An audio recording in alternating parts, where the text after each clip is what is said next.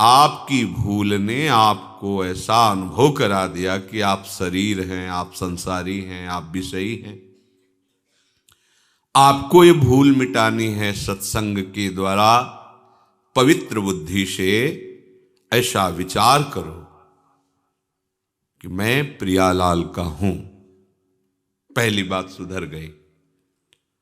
इसी बात से आप में अध्यात्म के बढ़ने की ऊर्जा शक्ति प्राप्त होने लगेगी। अब दूसरा है, हम जिनके हैं उनका नाम सतत स्मरण करना। अब महाबली हो गए आप। सच्ची मानना, इसके बिना चाहे जितनी परमार्थ की बातें कर लो, चाहे जितना वेद पुराण याद कर लो, दूसरों को सुना दो, ये सब हो सकता है, पर आप आचरण में नहीं उतार पाएंगे।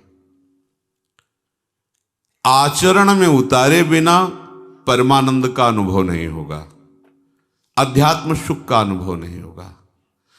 अध्यात्म सुख के अनुभव के बिना संपूर्ण कामनाओं का नाश नहीं होगा।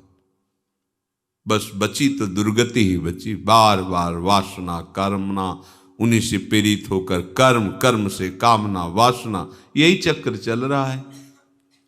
ध्यान देकर सुनिए, हम भगवद वाणी को सुनते हुए भी हृदय में धारण क्यों नहीं कर पा रहे? सत्संग को अपने आचरण में क्यों नहीं उतार पा रहे? क्योंकि हमारी मान्यता गलत हो गई। मान्यता को सुधारें। किसी भी स्थिति में आप हों, आपको ये स्वीकार करना है, हम प्रियालाल के हैं। अब इस स्वीकृति की पुष्टता होगी प्रियालाल के नाम जप से। ये दो बातें अत्यंत अनिवार्य हैं, अत्यंत। इसके बिना तो आप परमार्थ में चल ही नहीं सकते।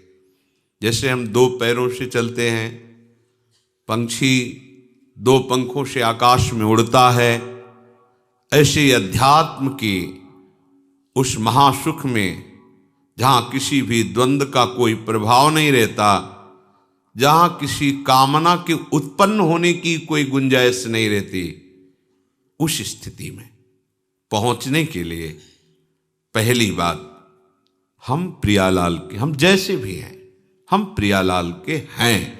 इसमें कोई बनावट की बात नहीं है, हम उनके हैं। दूसरी बात, हम जिनके हैं उनका सतत नाम स्मरण।